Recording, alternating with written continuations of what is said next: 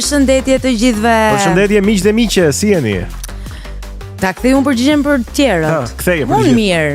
Besoj edhe të tjerët janë mirë, akoma më mirë tani që filluam ne me kinotekën. Dhe sidomos tani që ne bëjmë freski për këtë vapën e tmerrshme që ka nisur. Është verë, dielli bën punën e vet, një bukur sheqer çokoladë më flet. Është vetëm këngë që i rri në mendjen time këto ditë. E me sa duket dielli e paska bërë vërtet punën e vet. Mirë se erdhët edhe në këtë episod të kinotekës, do kënaqemi, do kalojmë shumë mirë, do të kemi sugjerime si çdo herë tjetër. Sigurisht. Fundit jemi edhe ne, po siç mund ta shihni reflektojmë, nuk jemi në formën tonë më të mirë se kur e dim që nuk do jemi, kur e dim që nuk do jemi edhe të mërkura të tjera për gjatë verës këtu. Se do na marr malli thuhet. Do na marr malli, po do kalojmë mirë, edhe në këto episode që kanë mbetur do kalojmë mirë. Do kalojmë super mirë. Kjo është pak po e sigurt. Dhe që ta mbajmë atmosferën aktive dhe të mos bijmë në pesimizmin e fundit, ne do të flasim për filma aksion sot. Gjithmonë një nga zhanret më të komercializuara dhe më fitimprurse, po dhe më të bukura të gjitha kohrave. Un kam kaluar thuajse të gjithë fëmijërinë time duke parë filma aksion. Të thuash ti pse ka qefi kishe? Jo se unë kisha qef, po filluan më pëlqenin se nëna detyronte babi.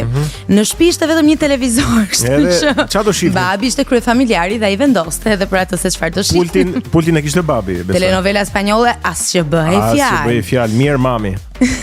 Tani sigur se e the, do flasim për filma aksion, por do të kemi edhe një të ftuar shumë interesant, i cili është pak kundër rrymës, po ua them kështu paraprakisht, por përpara kësaj do të shkojmë si gjithmonë me datat më të rëndësishme dhe ngjarjet më të rëndësishme që në fakt kanë ndodhur në 18 qershor në vite të ndryshme. Në 18 qershor 1948, Columbia Records prezanton publikisht diskun e parë me rrotullim të gjatë që ndryshe në gjuhën teknike quhet LP, duke revolucionizuar industrinë muzikore dhe mënyrën e shpërndarjes së muzikës prej këtij momenti në vazhdim. Shkojmë tek një emër i cili edhe pse nuk është më fizikisht, padyshim që kalon botës së artit një trashëgimi shumë të vyer. Në 18 qershorin e vitit 1980, regjizori britanik Terence Fisher, i njohur për filmat e tij horror si The Curse of Frankenstein dhe Dracula, ndëron jetë në këtë datë, po sikurse e thash ka figura të cilat edhe pse mund mos jenë më fizikisht, janë gjithmonë prezent me veprën dhe artin e tyre. Në vitin 2010 ndron jetë një tjetër figurë, kësaj here e letërsisë, bëhet fjalë për shkrimtarin portugez José Saramago, fituesi të çmimit Nobel për letërsinë vitin 1998. Dhe shkojmë tek viti 2024, aktoreja franceze Anouk Aimée, e njohur për rolet e saj në filma si La Dolce Vita dhe A Man and a Woman, ndron jetë në moshën 92 vjeçare. Vrap tani tek filmat aksion, Viola do t'i përmendim mirë si listë dhe pastaj do flasim pak më gjatë për secilin prej tyre. E nisim me Raiders of the Lost Ark i vitit 1981. Vazhdojmë me sugjerimin e radhës, Terminator 2, Judgment Day i vitit 1991. Vazhdojmë me të tretin, Speed i vitit 1994. Mad Max Fury Road i vitit 2015. Dhe i fundit, po jo për nga rëndësia, Top Gun Maverick i vitit 2022. Tani është momenti të tregojmë pak më shumë lidhur me këta filma, po e nisim me të parin, Raiders of the Lost Ark vitit 1981 me regji të Steven Spielberg. Një film aventurë aksion i përjetshëm, i cili ka prezantuar për herë të parë personazhin legjendar Indiana Jones, luajtur nga Harrison Ford, me një skenar nga George Lucas dhe me një frymë të stilit pulp të viteve 30. Filmi solli aksion, humor dhe një eksplorim arkeologjik me ritëm të lartë. Është nominuar për 9 çmime Oscar, ka fituar 5, përfshirë këtu montazhin më të mirë dhe efektet vizuale. Nëse flasim pastaj për shifrat, është prodhuar me një buxhet me rreth $20 milion dhe ka arkëtuar mbi $389 milion globalisht dhe patjetër kjo ka kthyer në një ikon kulturore që ka ndikuar breza të tërë. Vazhdim tek një super film i cili është një kult për çdo brez, kulti i aksionit është Terminator 2, Dita e gjykimit, viti 1991 me regjisor të madhin James Cameron. Një revolucion teknik dhe narrativ. Ky sequel te kaloi originalin, njishin, me sukses në të gjitha dimensionet e veta. Arnold Schwarzenegger rikthehet si një Terminator këtë herë për të mbrojtur një fëmijë, cili është sipas filmit lideri i ardhshëm i rezistencës njerëzore. Terminator 2 fitoi 4 çmime Oscar duke përfshirë efektet speciale, montazhin dhe zërin, tingullin, muzikën. Ndërsa teknologjia e CGI, e Computer Generated Image, e përdorur për personazhin T-1000 e revolucionarizoi industrinë. E kemi përmendur edhe herë tjetër që nga ky moment e tutje përdorimi i imazheve CGI u fut dendur në gjithë filmat. Ishte një moment revolucionar. Buxheti i rekord prej $100 milion solli mbi $520 milion në box office. Super film. Shkojmë tek i radhës. Speed i vitit 1994 me regji të Jean de Bont, një thriller urban me intensitet të jashtëzakonshëm ku një autobus i minuar nuk duhet kalojë një shpejtësi të caktuar sepse në të kundërt do të shpërthej. Keanu Reeves dhe Sandra Bullock sollën karizmë të madhe, ndërsa Dennis Hopper luajti një nga antagonistët më tensionuar të viteve 90, është lavdëruar patjetër për ritmin e pamëshirshëm dhe suspansën e mirëfillt, ka fituar 2 çmime Oscar për tingullin dhe për efektet zanore dhe me buxhetin e prodhimit shifra ishte $30 milion, ndërkohë që nga ana tjetër ka rikëtuar mbi $350 milion në të gjithë botën dhe ka bërë një punë mjaft të mirë, sikurse mund ta dallojmë dhe diferencën nga buxheti prodhimit në arkëtime. Siç e sheh Viola, pothuajse të gjithë filmat aksion kanë një box office të frikshëm. Pothuajse nuk zbresin, më them, poshtë $200-300 milion.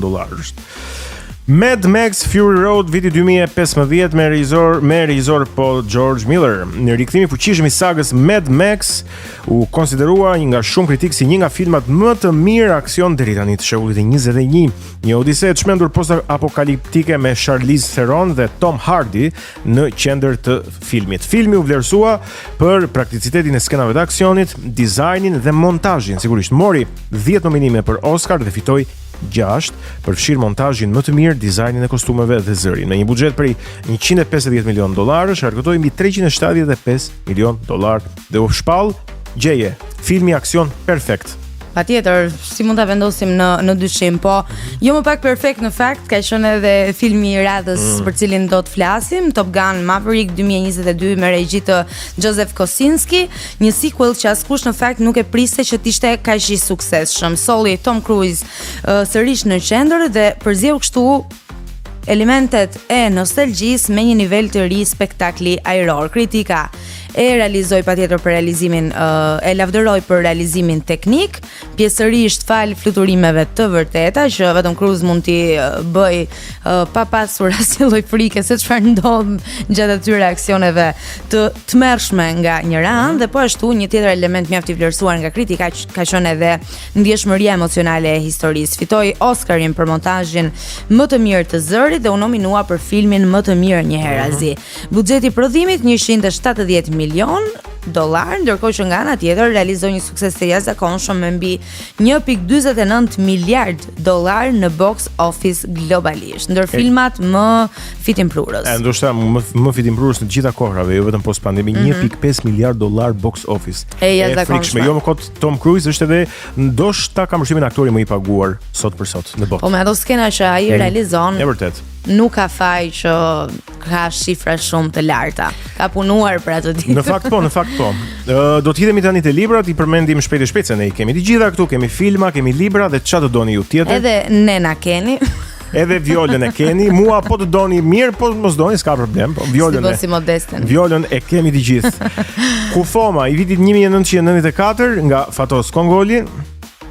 Dhe Kodi i Da Vincit i vitit 2003 nga Dan Brown. Nisi ti Fatos Kongoli? Po nisim me Kufomën e vitit 1994 nga Fatos Kongoli, një thriller i zymë dhe tensionues që zhvillohet në realitetin e Shqipërisë post-diktatoriale. Një fazë e Shqipërisë me të cilën ne identifikohemi shpeshherë dhe shumë veprime të tashmes i lidhim me atë të kaluar të trisht dhe të zymt fatkeqësisht.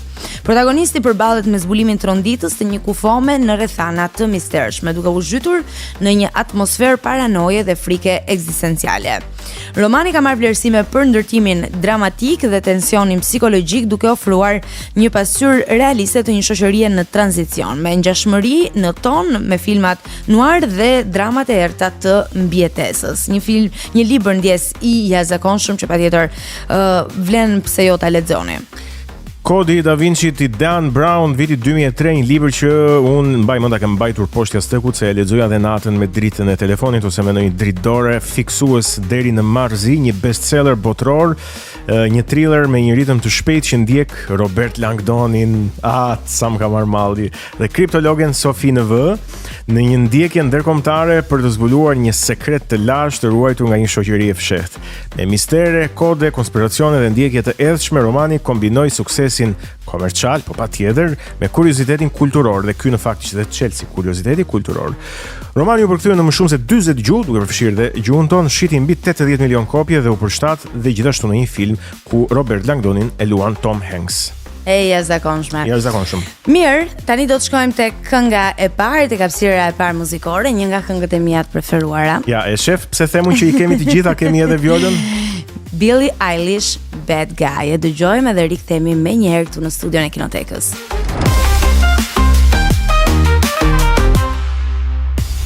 Mirë, jemi rikthyer sërish në Kinotek. Tani jo vetëm unë dhe Egoni, po unë, Egoni dhe Aisha kërkojmë të gjithë kur duam të ndezim një cigare.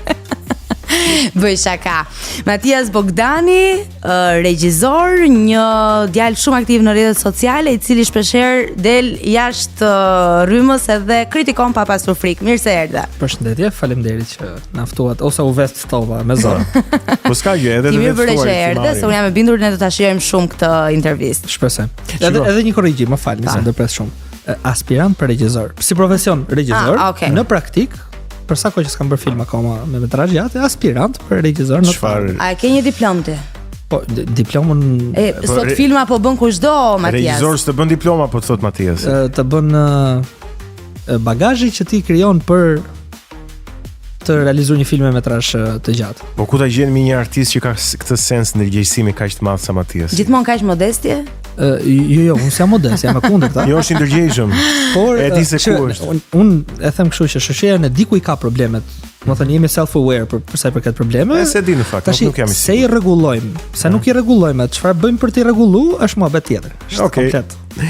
Tani Matias, ti edhe themeluesi MBN Pictures, i bie Matias Bogdani Nini Pictures. Por sot e kësaj dite, se kjo u hap si faqe Instagrami kur ishim akoma vitin e parë në regji, që na mori euforia që ne bëjmë foto të bukura, dim gjithçka. Edhe hapa faqen Matias Bogdani Nini Photography. Dhe pastaj ngeli akronimi MBN dhe kemi kthyer, u bë afërsisht 4 vjet tash që kemi Magic Beyond Narrative. Magic Beyond Narrative, okay. Për dy arsye, një, për atë që është vetë fjala, magjia e filmit, dhe dy, sepse narrativa shpesh herë ose dialogu ose kjo është një shtojtës shumë e keqe për filmografin. Që do të thot? Që do thot kinematografia kur u dhan fillim nga vëllezërit Lumière, me ardhin e trenit në stacion dhe daljen e pamja klasike, nga fabrika, ishte pamje. Dhe duke vazhduar pastaj me atë që njihet nga shumë veta që mos bëhemi shumë artistik, Charlie Chaplini, që ishte vizuale, nuk ishte me anë të nuk ishte zë, nuk ishte të folur. Me anë të pamjeve mundsuar gjithçka, s'ka nevojë për shumë fjalë. Prandaj kemi Magic Beyond Narrative për te narrativës. Interesante. Bukur, më pëlqen. Tani për te gjithçka dhe ne do kemi kohë për të folur për shumë gjëra. Një nga arsyet pse ti ke marrë vëmendjen time ka qenë emri në Instagram, Çakmaku. Pse Çakmaku? Atëherë. Ku e di që s'ka marrë edhe vëmendjen time. Edhe ku e ke cigaren? Cigara është në punë, se ka një punë reale, nuk është artiste se puna ime, është me këmbëtok. Por ne kemi kaluar adoleshencën në një lokal motorrist ashtu në Tiranë. Dhe kanë qenë shumë dashur, na mbajtën, na mësuan shumë gjëra, duke qenë se ishin edhe më të mëdhenj moshë dhe ishin më adapt për një 16 vjeçare që mund të shkonte provonte shumë gjëra që s'duhet provuar. Dhe aty ishte një kamarier i cili kishte sport marrjen e çakmakëve dhe pash si sfidë personale. Mora 200, po them huazova, 220 çakmak për 2 muaj si sfidë. I ktheva mbrapsht, dhe atë ditë që i kam kthyer mbrapsht, kam qenë shinjesën lëvizje me disa çakmak dhe filloi loja Pokemon Go para disa vitesh, ose keni parasysh, dhe dilshim kështu 30 veta, 40 veta bashkë, takoshim një grup tjetër me 50 veta. Edhe mban emrin që e kisha në Instagram ashtu dhe janë gjitën dhe rejas cigaria, duke qenë që Edhe ashtu e mbajtëm pastaj, nuk e ndryshum. Ajo pik më P4 është për videon, kurse pik RAW është për fotot RAW që. Keni gjetur një kombinim shumë të mirë dhe shumë goditës realisht. Shumë faleminderit. Ato çakmakët i ktheve, I ktheva 200 çakmak, ë? 220 çakmak i ktheva. Ti goca u lodh dhe kur i patë. Kam humbur goxha respekt, minus goxha respekt. Po mundohemi akoma edhe mbas disa vitesh ta rikthej. Po flasim 16 vjeç, 17 vjeç, kanë thjesht kanë ngel pasaj. Janë ca aventura të moshës. Reputacioni është përmirësuar, besoj. Po, patjetër. Po besoj që varet reputacioni nga vjedhja e disa çakmakëve. Ne bëjmë çdo ditë. Nuk e diti se si rrit në lokale çuna ashtu. Ishte edhe kjo ligji që po të rëndonte çakmaku, nuk shif as me sy, jo më ta prekje. Vërtet. Po, bësh shinjestër me vërtet lëvizje pasaj. Për të njohur pak më mirë, si nisi kjo dëshira për të bërë atë që bën sot? Atëherë, ime më është shkencëtare, hidrometeorologe, inxhiniere hidrike dhe duke thënë këto fjalë më ndash 2 vjet të mësoj, si thuan. Dhe nuk është se kisha prirje shumë të madhe të ulesha dhe të bëja diçka për më shumë kohë ulur, të përqendrohesha, pavarësisht se në fizik kam qenë shumë i mirë, as 10. Dhe shumë veta mendoshin që duhet të shkosha te diçka logjike siç është fizika. Nga ana tjetër i mat ka qenë gazetar të jetën e vet. Ka pas edhe radion e parë private në Shqipëri, Radio Stinët, dhe anova pak më shumë nga pjesa e timetit e pjesa artit, por duke mbajt gjithmonë mësimet time më për logjikën, për pjesën e operimit të gjërave logjikisht, se fizika teknikisht është logjike pasër. Dhe duke kombinuar të dyja botët, shpirt pak më i lirë artistik dhe prindrit krijuan një lloj gjatë rritjes time, një lloj environment shumë të ngrohtë, në kuptimin që më mbajtën si shok, po duke u munduar që të më jepshin edhe atë idenë që prit se ne kemi autoritet, po njëkohësisht qofse do e prish punën më shumë se ç'duhet, do ndërhym, po jo. Pra, një marrëdhënie e shëndosh ku nuk mungon, po themi një komunikimi mirë i prindit me fëmijën, po nga ana tjetër edhe rolet janë të qarta. Patjetër, edhe fëmia me prindin ndërkohë, se kam qenë arrakate dhe nuk lija dy kurbazhe, shumë probleme i kam hap me këto gjërat, po probleme pa zarar. Okej. Dhe e thash këtë sepse më ndihmuan shumë që të zgjidhsha diçka që kisha qef dhe e dija shumë mirë që nëse nuk do funksiononte, direkt do kishin ndërhyr për të futur aty ku donin ata, që ishte marrveshja që ne bëm. 5 vitet e para të regjisit tush, që u munduam të hapshin dhe studion dhe bëra gabim dhe mirë që e hapa në 19 vjeç, sepse gabim normal isha fëmijë dhe nuk dija të operoja një biznes apo një çdo lloj gjë që ishte ajo në fillim, si ishte thjesht një grupim. Okej. 3 freelancera që quheshin si studio. Pastaj e mira është që pata njohuri pak më herët, ato brylat, ato gropat i kalova pak më herët se duhet i kaloja, dhe me ndihmën e partneres, me ndihmën e prindërve, shoqërisë të gjitha që sot e kësaj dite janë shokët që i kam njohur prej social medias, janë dhe kolegët tanë dhe shokët e ngushtë njëkohësisht, e ngritëm në këtë gjë që sot prap jemi të vegjël si studio, jemi të vegjël dhe në profesion, se na duhen dhe minimale 10 vjet që të kemi informacionin që na duhet për dal tamam të thënë që kemi bërë diçka, dhe njëkohësisht na duhet një filmetrazh gjatë që të themi që prit se jemi tamam kinematografi, domethënë praktikisht. Një momentet që e ke përmendur edhe në intervista të tjera, po unë duhet të të pyesësh takimi me profesor Kristaq Mitron apo jo. Edhe nëse nuk gaboj, ai ka thënë diçka të tillë si kjo është një luftë luanësh, ë? Rrugë luanësh. Rrugë luanësh. Ti ndihesh në një çik luan, domethënë? Pas pak. Ideja ishte që na duhej një profesor që unë të mësoja për konkursin e regjisë, regjia filmit, për ata që duan ta praktikojnë dhe të shkojnë në shkolla të ndryshme.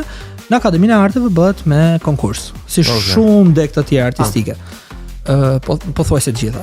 Dhe normalisht më duhej një informacion më i gjerë se ajo që kisha, dhe normalisht mora vesh që kisha gabim, po në fillimet e mia, duke qenë se ishin miq babi me Kristaqin, që normalisht ishin nga Vlora të dy.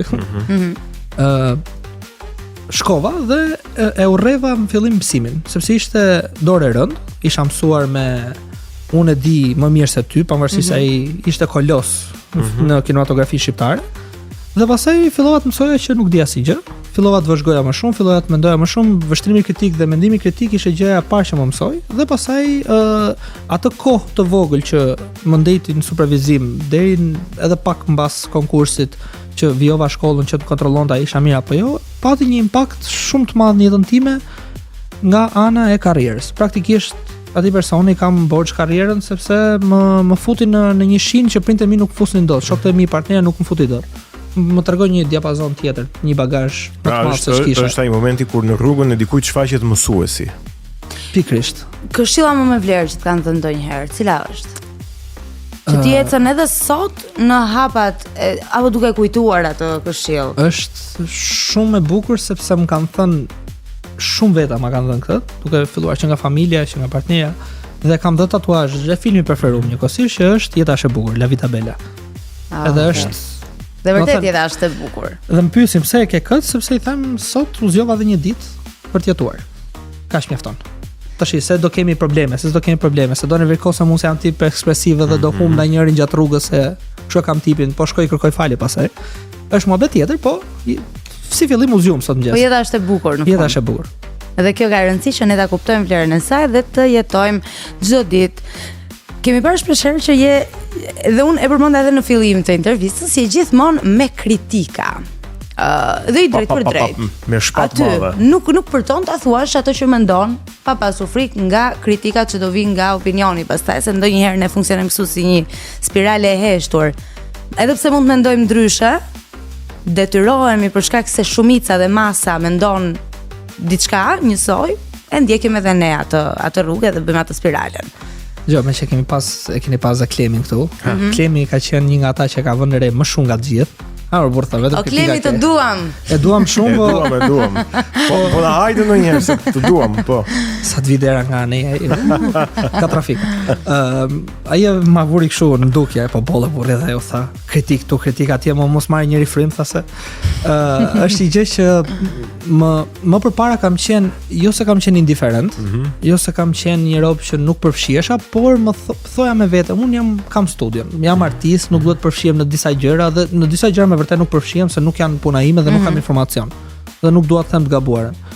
Nga ana tjetër mendova diçka që ishte edhe emisioni që kemi hapur te një televizion shumë i vogël këtu në Tiranë dhe pastaj e çuam në Gjirokastër te një televizion lokal për të ngritur pak pjesën lokale të rrethave që kemi përveç Tiranës, që me vërtet ka artista shumë mirë dhe njerëz shumë talentuar, që quajta bashkë me kolegun tim Kostën që e kam dhe dorë djathtë të studio, që quajtëm për në fushit 4, prezencë publike me përgjegjësi publike, që do thotë momenti që unë them diçka, sigur të kem 100 followers, 2000 followers, 300.000 followers, ka përgjegjësi publike sepse shohin dhe fëmijë, shohin dhe personat moshës 3 të cilët keq informohen në çdo lloj momenti nga interneti dhe i bëj kërkime të mirë për atë që flas para se të flas. Janë pas skenar, janë freestyle, pa ne ka shumë kate se ngatrohem se flas shpejt edhe nuk i bëj gjërat mirë, po mundohem të them pak në atë epiqendrën.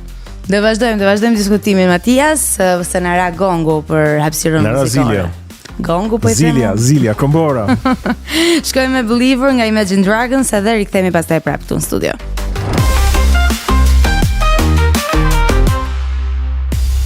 Ja, ku jemi rikthyer, vjojmë të jem në studio me Violën edhe me Matiasin. Matias, ti me punën tua me studion tënde je përpjekur të bësh edhe punë që lidhen me sensibilizimin, për shembull për shëndetin mendor, siç është filmi me metrazh të shkurtër Valët e Perëndimit, në mos qofsha gabim, Pendimit. Ndjes. Valët e Pendimit, ndjes. Na bën këtë gafë edhe te 48 orësh kur do flasim edhe për 48 orëshin. Patjetër. Tani çfarë ngjarje apo ndjesie personale fshihet pas këtyre mesazheve që do t'i japësh ti? Janë 2 filma në fakt. Është Paranoia, dhe Valët e Pendimit. Filmi, pavarësisht se kemi xhurë më përpara, është filmi i dytë. Pas ndodh historia pas Valëve të Pendimit dhe Valët e Pendimit flet për 2 vëllezër praktikisht. E keni aty është me metrazh shkurt, nuk më pëlqejnë spoilerat, po spoiler alert. Jo. Flet për 2 vëllezër, një aktor, një regjisor, janë gjatë kohës pandemisë, që janë brenda në shtëpi praktikisht dhe gjithë skena xhirohet në zonën e kuzhinës, në asnjë zonë tjetër. U referova te filmi The Room, që është me fëmijën e vogël dhe me Po. Dhe desha dhe tek Hitchcocku The Rope, që është one shot movie. One shot, edhe mendum, one shot nuk e bënim dot, se nuk kemi atë lloj eksperiencë, por paktën të bënim një vend të mbyllur, duke qenë se ishte për konkurs që duhet xhironin për 2 ditë. Dhe Ideja ishte që do të përdornim të njëjtin aktor, se donim bënim se thua prikullin e atij që kishin bërë më parë, thjesht për të vazhduar historinë me bërë trilogjinë së pasnetshme. Po. Këto dy vëllezërit, një aktor, një regjisor pak më me këmbë tok, aktori fluturon pak me ato ëndrat e veta, do të hikin e ngjon pa dashur në telefon që do të hikin në Angli për të punuar po prapë si aktor, po në një teatr, po gjeti një mundësi për të hik dhe po flet me dikë që ta çojë në Angli. Vllai vet nervikosa dhe thotë unë bëra gjithçka për ne dy, hapëm dhe studion, morën dhe shtëpinë, gjitha këto, si do hikësh ti, si do kështu, dhe ky thotë unë kam vendosur do hikim. Dhe gjë mbyllet me voice-in e fundit që ka dërguar ky pas se mbyll Titania. Që do normalisht ndroi jetë. Dhe filmi i dytë pasaj që është Paranoia është një njeri egocentrik që është vllai që mbijetoi. Mbas 2 vjet mbas 2020-s, sa thua edhe te lajmet para se të fikë televizorin që ka 2 vjet që ka kaluar pandemia, dhe kam futur segmente nga jeta jonë e përditshme, nga paranoja që ne kemi çdo ditë. Për shembull, kur kalojmë dhe shohim këto hijet në përdhom dhe hapim dritën dhe shohim që është një këmishë e varur, na ka ndodhur gjithë, ose kur lajm syt, i lajm shpejt se mos na del diçka nga mbrapa. Dhe këto i futa si elemente, për shembull, ky lau syt, uli kokën, pasqyra ngeli e palëvizshme, duke e parë, nuk u ul dhe dhe reflektimi. Për shembull ky edhe kur ndente rrobat jashtë vinte maskën akoma dhe mas 2 vitesh. Domethënë që i ka ngel ajo dhe një njeri egocentrik e tregoi dhe me pjesën që edhe kur vinte kafen për ta bërë, e shifte kafen deri në pikën e fundit. Domethënë një lloj përqendrimi i frikshëm. Kjo që thotë ti po kuptoj që jam egocentrik. Shko, egocentrik them unë kuptimin që gjithçka rretullohet rreth atij për momentin, sepse ka përjetuar një traumë shumë të madhe, po këto janë dhe shenjat e ADHD-s edhe OCD-s, domethënë janë shumë gjëra, është më komplekse, po them unë egocentrik se ashtu e mendova personazhin unë. Dhe vazhdoj me atë idenë që kisha për personazhin, po shumë më komplekse.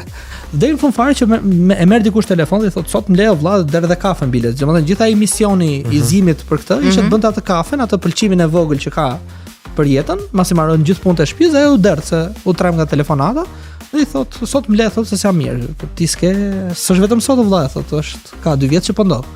Nga diti kush jam unë, e di s'ka se unë jam ti dhe shef reflektimin në xham që është po prap vetja që i flet, domethënë paranoja brendshme. Është pak deri këtu isha reale, pastaj është çik kështu sublime nga bëhet një çik thriller psikologjik apo le të themi. Kjo ishte për një konkurs tjetër që ne morëm çmimin e 4, në fakt, dhe çmimin për tjetrën filmin e Valët e Pendimit kemi marrë çmimin e 3 dhe çmimin e 4 në 2 konkurse jashtë shtetit që kemi çuar online ose kemi qenë fizikisht. Te 48 që morëm çmimin, faleminderit që erdhët. Çfarë mendon për përfaqësimin e filmave që kanë tematikë shëndetin mendor në Shqipëri? Unë jam pro e filmave familjar, me familjen. Okej. Sepse filmat sot në Shqipëri po edhe në botë, se ne po kopjojmë, nuk është se po bëjmë kopjen më të shpifur.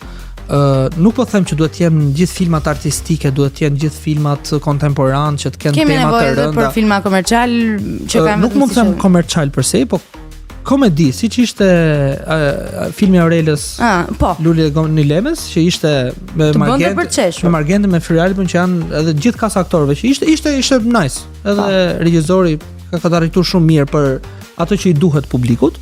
Dhe njëkohësisht ka marrë atë anën e vet limitit që duke në çdo pikë duke trajtuar temën e dhunës kundër femrave dhe shkësisë, që është tema kryesore e gjithë filmit, që njerëzit i ka kaluar kështu atyre që s'kan dashme pa, po ka një peshë aty brenda.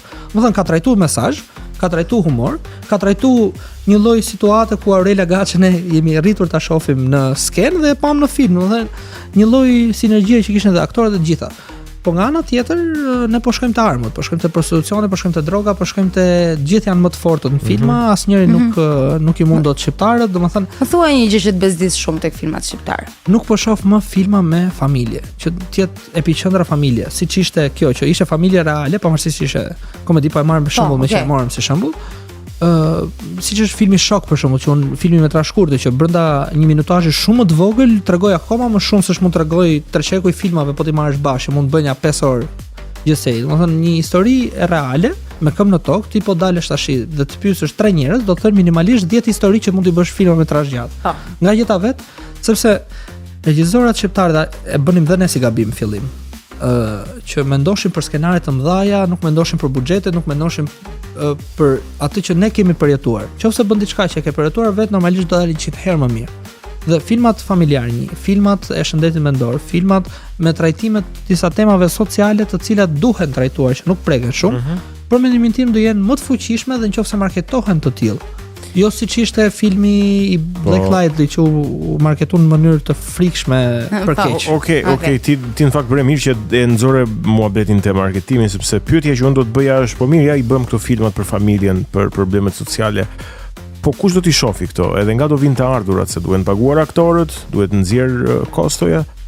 Dhe unë mendoj që filmat aksion dhe filmat që ne mund t'i kritikojmë. Mos ndoshta këta i do publiku këta filma që prodhohen në masë, pavarësisht mungesës së cilësisë, po themi, të një skenari të mirë, të një prodhimi dhe produksioni artistik, pra mos ndoshta është publiku që i do. Domethënë i kritikojmë, dakord jam me ty unë, po puna është lekët ku do t'i gjejmë, shumë e thjeshtë situata. Si fillim nuk është një kritik pa baza e para ajo imja, dhe nuk është një kritik profesionale, sepse thashë unë jam akoma isa po dal nga veza për profesionin që kam, por është thjesht një konstatim, siç do e bëja unë ndryshe, që është preferencë personale praktikisht.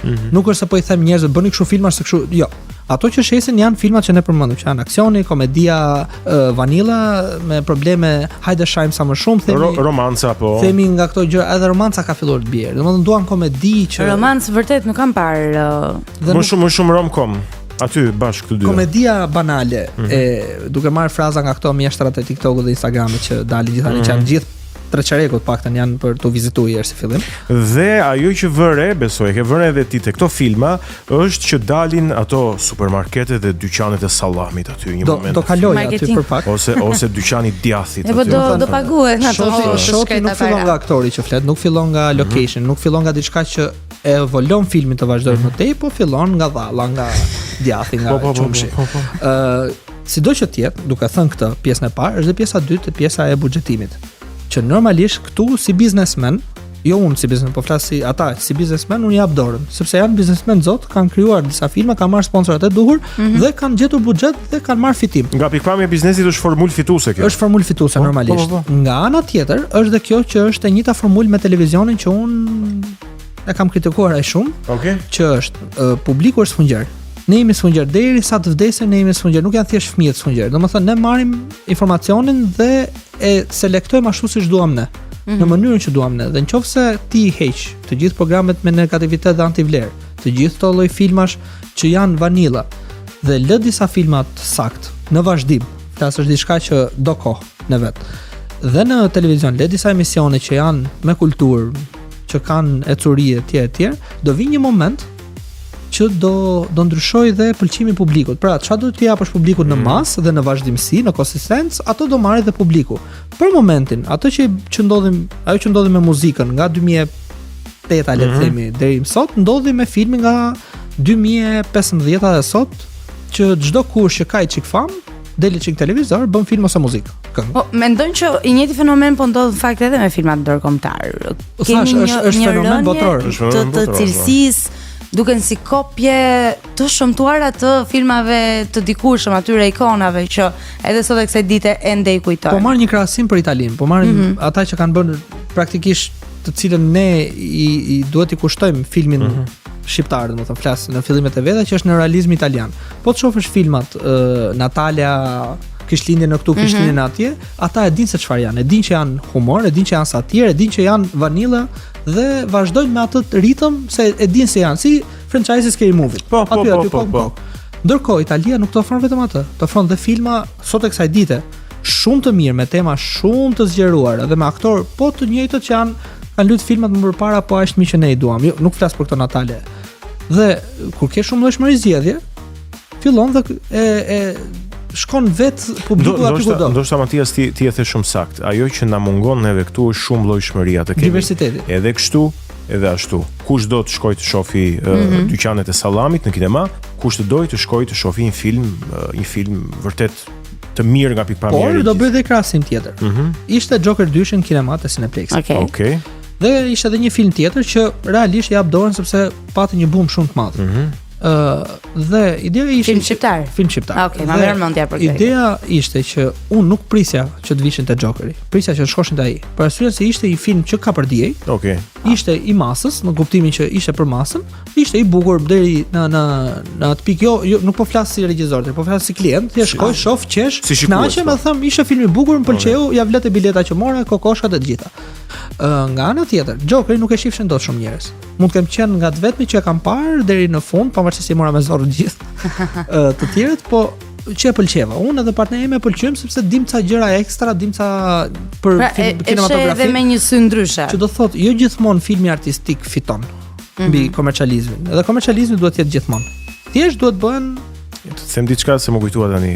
Si quhej ky filmi që luante Angelina Jolie për këtë sopranon greke, Maria Callas, më duket? Sopranoja greke? Maria Callas, po, më duket Maria Callas. Para nga 3-4 muajsh më ishte. Okej. Isha i vetmi në sallë. Duket se nuk e kam dëgjuar ndonjëherë. Lumti. Jo, është figurë, nuk e ke dëgjuar Sopranon greke? Jo, Sopranon kam dëgjuar, nuk kam dëgjuar filmin. Filmi dhe jo ishte filmi marketuar, ishte Angelina Jolie luante rolin e kësaj. Në Cineplex. Isha i vetmi në sallë. Ishte, s'më kishte ndonjëherë në jetë. Se din çfarë ore ke shkuar? Jo, në orën 6-7 kam shkuar. Nuk ishte, okay, ishte pretendohet që në 6-7 ketë. Po, që të ketë, në base nuk është ora 9, e kupton, po gjithsesi duhet të ketë. Isha i vetmi. Interesante. Unë për shembull do kisha shijuar maksimum, pëlqejnë sallat kur janë bosh. Është si avioni kur është bosh, është. Jo, ishte vërtet eksperiencë. Jo, ne kemi qenë disa herë në sallat bosh, që edhe kemi dëgjuar te Cineplexi dhe ka qenë situatë komplet ndryshe nga ku ka njerëz. Është gjë komplet ndryshe. Po, filmi nuk e kam dëgjuar ndonjëherë, me thënë drejtën. Shkojmë tek hapësira e radhës muzikore. Pray for Me nga The Weeknd dhe Kendrick Lamar.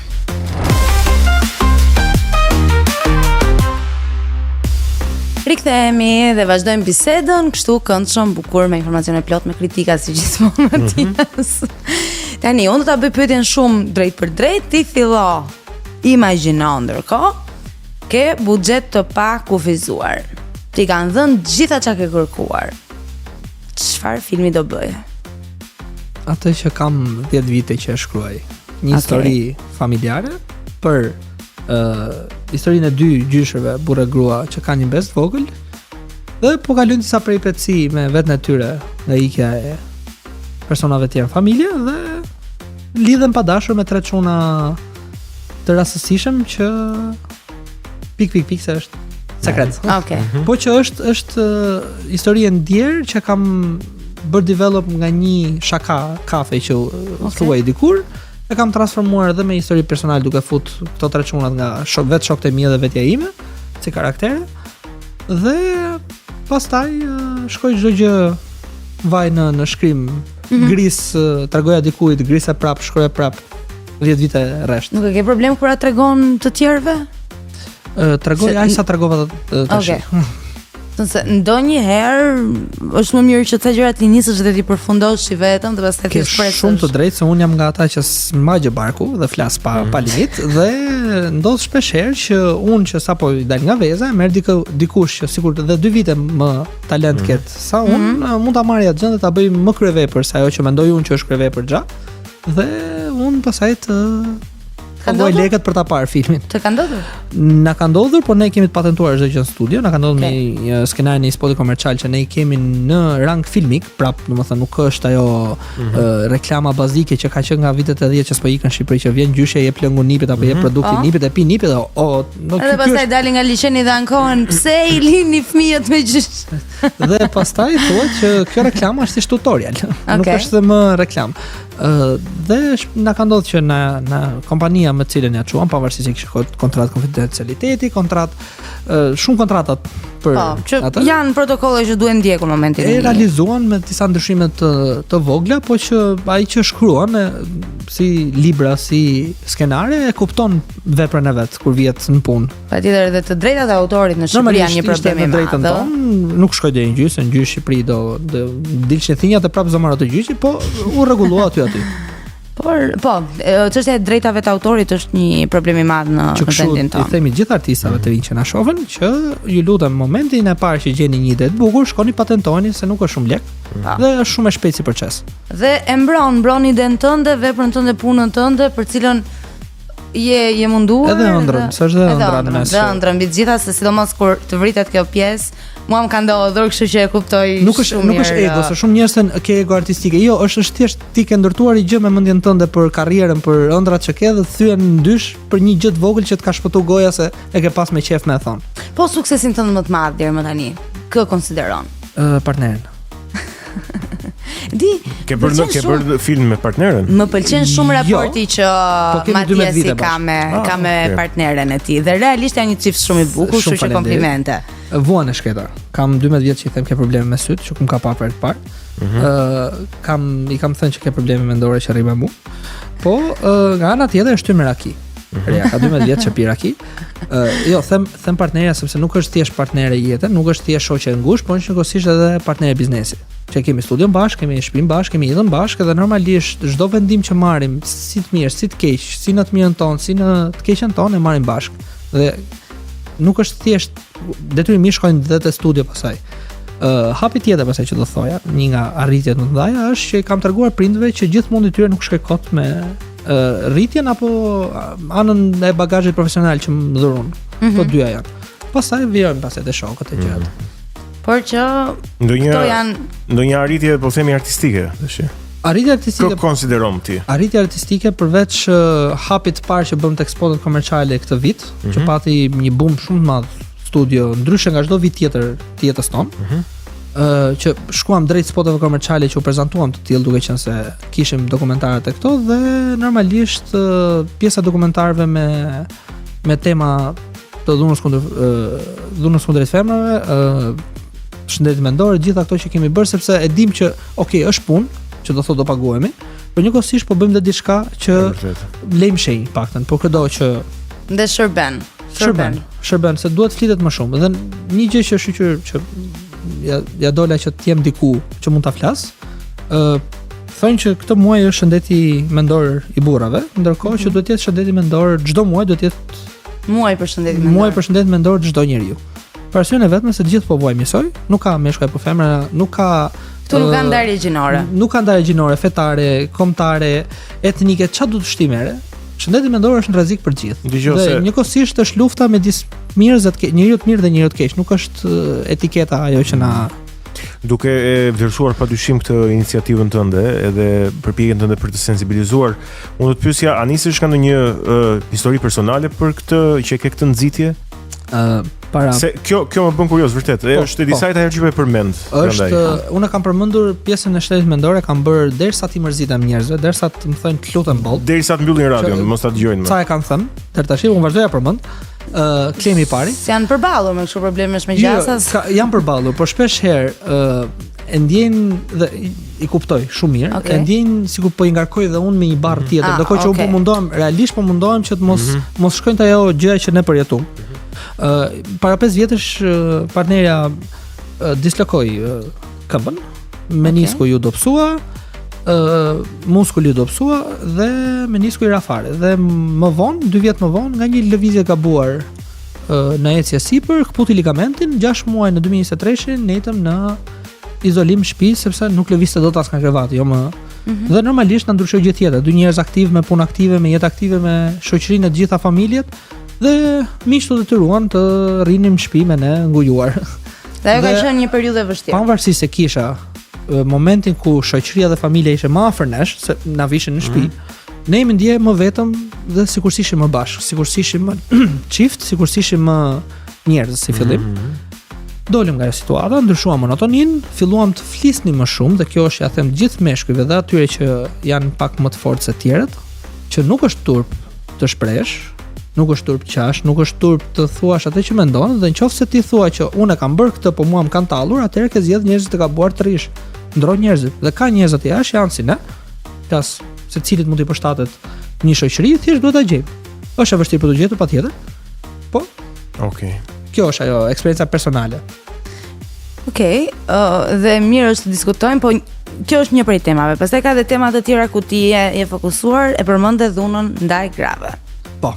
Edhe kjo është. Edhe kjo duket sikur në një far pike shoqërinë ka filluar ta lodhi, mbase nuk jam e duhur duke u treguar sakt me termat, po njerëzit lodhen, ama se na kanë lodhur me këto.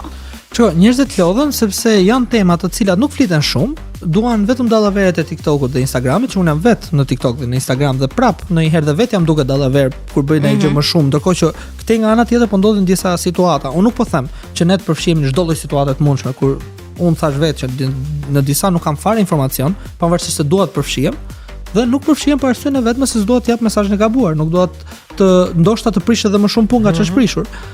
Por janë disa çështje që janë të ditura që shumica e grave ose vajzave kur dalin darkë, dalin me frikë dhe sot e kësaj dite, sepse i ka ndodhur një histori dhe meshkujt nuk e kuptojnë, nuk arrin ta kuptojnë këtë. Unë nuk është po them që e kuptojnë 100% diçka të tillë dhe ka shumë vajza që kanë vuajtur dhe unë se vedo të kur veten time në vendin e atyre, që te prodhonimit të dhuna gjitha të tjerat, por nga ana tjetër vej veten si mashkull, që kam një partnere, kam një mamë, kam një teze, kam një shoqe dhe ato më kam mësuar si duhet sillen. Pastaj pjesa personale imja, a i vojun të mësime në punë, apo jo është të secili për nesh, këto po mundohem bëj, sepse ka shumë adoleshenta që ngjojnë njerëz si Andrew Tate online, që janë dhe më të këqij se ai, që thënë femra ka vënë në kuzhinë, ti duhet të jesh as, duhet të jesh alfa, duhet të jesh, dhe fillon ka keq konceptim, dhe kjo ka filluar të vijë dhe te vajzat, sepse partnerja ime është ekonomiste, gjë ka sritë njëkohësisht, dhe ka menaxhimin e lekut shumë më kollaj se sa unë, që po të mbi në gjë gokut në dorë e blej direkt. Dhe financat i mban re, duke qenë edhe profesioni, po edhe më me këmbtok. Menaxhere më mirë para. Jo artiste. Dhe paguajti ishim në kafe, paguajti, shkojmë në banjë dhe ajo kamarierja vajzë erdhi dhe më tha, gjithë ky çun ti me kostum, tha paguon vajza, tha sketur. Do të thënë është e pasuar dhe në Ej, qa mendësie, ha? Do të thënë, qa mendësie. po them këtë tjetrën, më në fund partnerja ime vjet mendoi, tha, pëlqen trupi im, tha, dua ta nxjerr foto, nxori foto në plazh bashkë me mua vetëm. Dhe më ka shkruar vajza mua në Instagram, si e le gruntit postoj kështu foto. Po e fillove fjalën, unë e lej, nuk e lej nga të dy anët, për mua jetë zero. Se kush je ti? Jo, ka i gjë, para punës ke kalu 18 ose siç ta mund ke kalu 21. Njëri i pjekur. Mendoj që në 21 fillon dhe piqet tamam njëri. Njëri i pjekur i vaksinuar.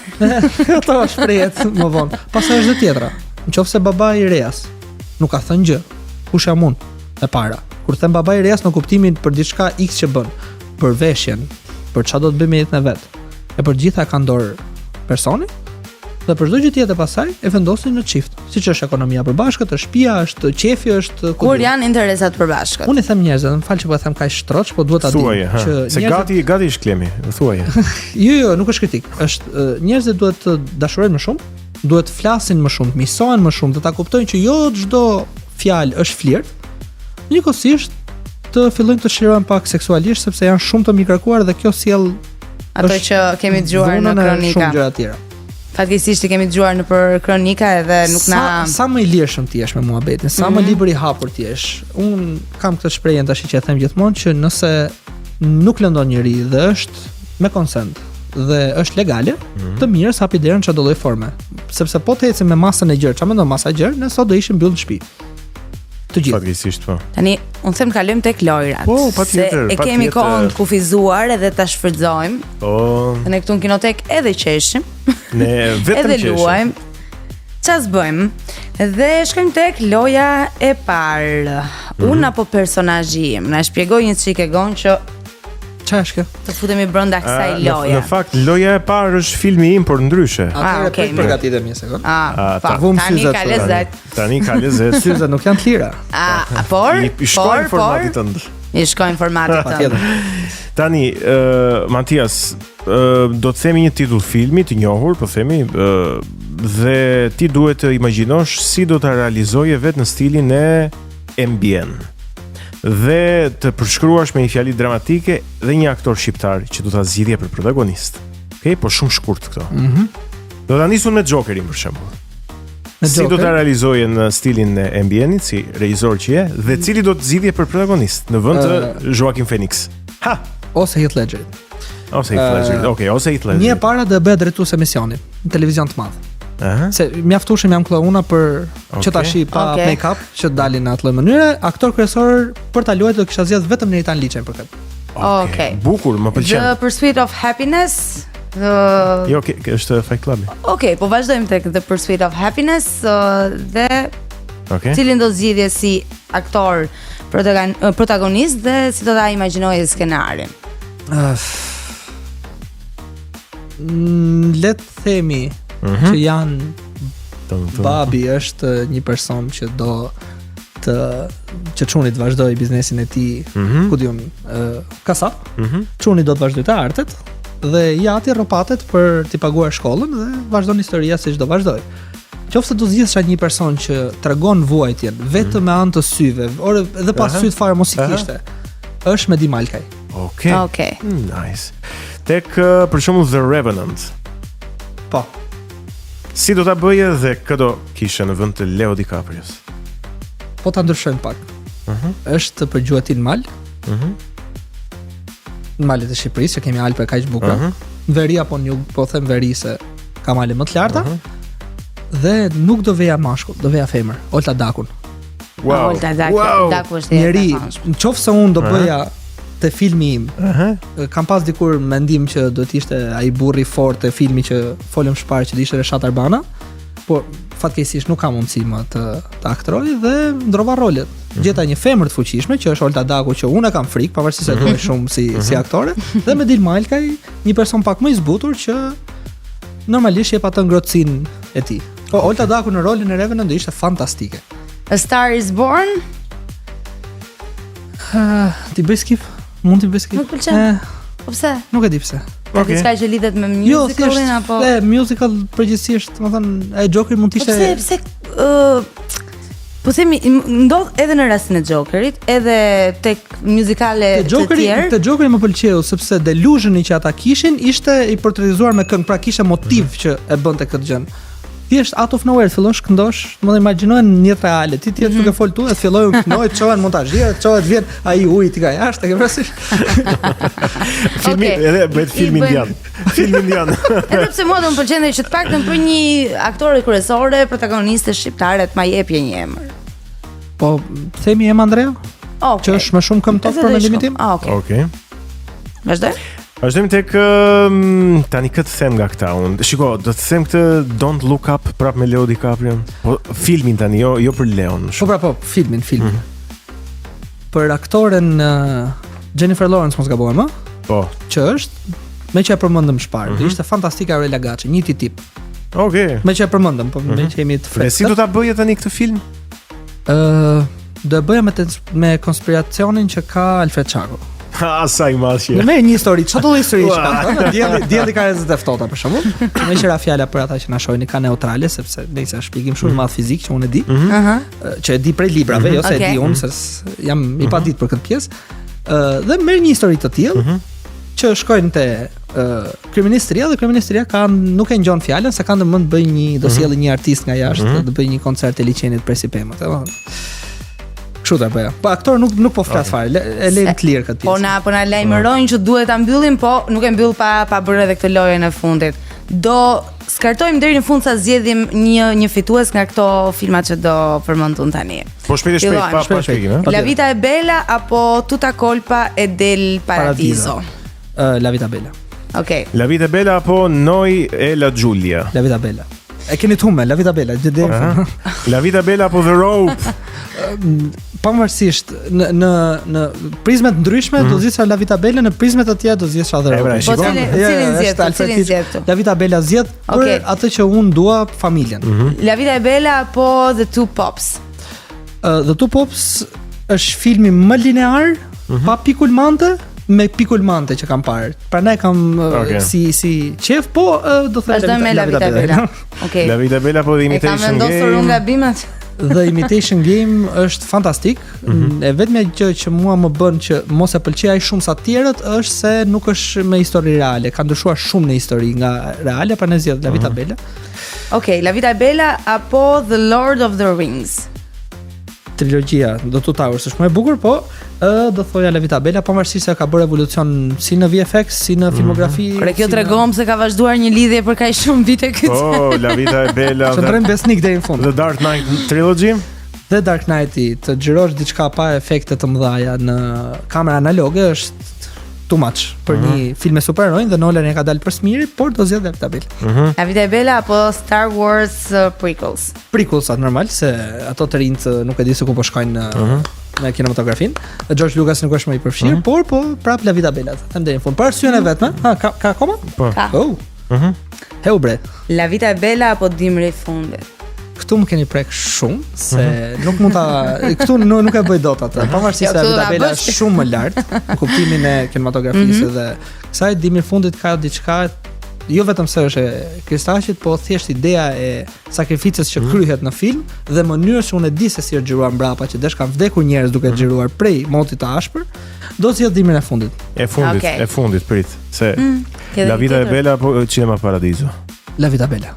Qofse do të sfidosh La Vita Bela, thuja Markordin e Felinit. Me vërtet?